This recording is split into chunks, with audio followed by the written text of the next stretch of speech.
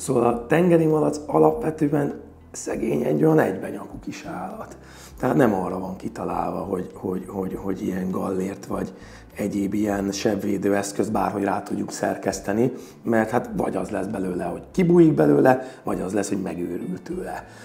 És hát értelemszerűen azt semmiképpen nem szeretnénk egy beavatkozás után, hogy esetlegesen annál még nagyobb problémát, vagy több szövődményt előidézzünk, például azért, mert az állat valamiben beleakad, vagy teljes mértékben beszünteti a takarmányfelvételt, vagy pedig folyamatosan olyan nagy stresszben van, hogy ezzel nagyobb problémát idézünk esetleg elő, mint maga az eredeti beavatkozás. Na most fölmerül, hogy akkor mégiscsak mit tudunk csinálni abban az esetben, hogyha valamiféle sebvédelemről, vagy műtéti beavatkozás utáni védelemről beszélünk.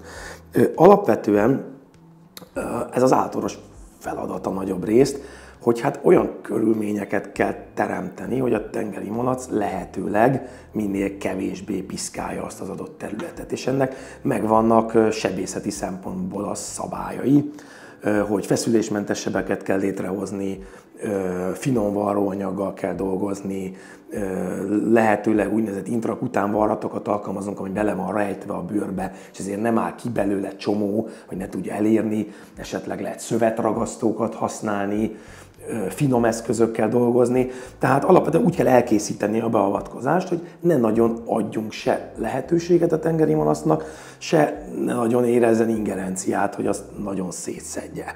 És hogyha ilyen módon van elvégezve egy beavatkozás, akkor azért elég nagy eséllyel nem lesz szükség, tehát azért számos műtéti beavatkozást végzünk tengeri malacon, gallért meg szinte sohasem használunk, és nem szokott belőle komolyabb probléma lenni. Vannak más olyan higiéniai dolgok, amikre azért ügyelni kell, tehát például ez a tengeri malac egy eléggé földszinten mozgó állat. Hasisebeknél mondjuk, hogyha belefekszik a bélsárba, a vizeletbe, nem takarítja magát, akkor nyilvánvalóan előfordulhat sebfertőzés, vagy előfordulhatnak a fonalgennyesedése. De a sebeket rendszeresen ellenőrizni kell, meg kell teremteni a megfelelő higiéniai körülményeket, de ez nem az a kategória, amitől egyébként a gallér megvéd, mert a gallérostól ez ugyanúgy, vagy még jobban előfordulna. Ha mégis egészen szélsőséges esetben olyan sebünk van, amit valamilyen módon védeni kell, akkor egyébként nem szabad ezeket a hagyományos gallérokat alkalmazni, mert ez teljesen lehetetlenné teszi a tengeri malac számára vagy a mozgást, vagy a táplálékfelvételt. Az egyetlen, ami még elképzelhető, azok ilyen szivacsból barkácsolt tulajdonképpen. A legjobbak, amiket láttam, azok egyébként házi megoldások voltak. Félreértés ne esik, senkit nem szeretnék rábeszélni, hogy ilyet kezdjen el otthon csinálni, de azért megmutatom, hogy nagyjából valami ilyesmit kell elképzelni, hogy egy darab szivacson vágunk egy akkora lyukat, amiben bele tudjuk bújtatni a fejét, és akkor már első lába meg mögötte van, és ezt lehet akkorára szerkeszteni, farigcsálni, hogy a tengeri malac tulajdonképpen hátra nem tud fordulni a nyakával, ez a dolog ez nagyon könnyű, és igazából nem zavarja a mozgásban. És ha mégis ilyenre van szükség, akkor lehetőleg a minimális ideig, ameddig feltétlenül szükséges, addig használjuk csak. Isten igazából azt mondom, hogy alapvetően nincs. Mindig vannak kivételek, és szélsőséges esetben egyébként láttam ilyet.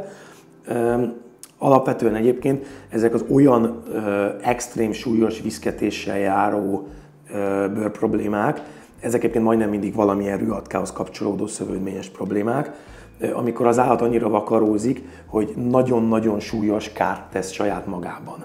És akkor ilyenkor ezt valamilyen szinten gátolni kell. Erre vannak gyógyszeres megoldások, fájdalomcsillapítók, gyulladáscsökkentők, de azok is kétélűek, mert van, aminek mellékhatása van. De van az a szituáció, amikor meg kell próbálni akár mechanikailag megvédeni az állatot attól, hogy súlyos kárt tegyen saját magában, addig, amíg a gyógyszerek hatnak. És ilyen esetben egyébként mondjuk valamilyen ruha-szerű megoldás, az lehet, hogy kényelmesebb vagy humánusabb, mint például egy gallér. Amit ugye az előbb beszéltünk róla, hogy a gallér az egy nagyon lehetetlen megoldás tengeri malacban, és csak nagyon szélsőséges esetben és ügyes házi módszerrel lehet megoldani, és alapvetően mindenkit lebeszélünk róla. Tehát volt olyan betegem, akire néhány hétre pici varrott ruhát adtak, és azt vakarta szét a saját bőre helyett, amíg a gyógyszerek hatottak, amikor egyet elhasznált, adtak rá egy másikat. De ez hangsúlyozottan rövid ideig és a súlyos önmagában való kártétel megakadályozására alkalmas, ideiglenesen.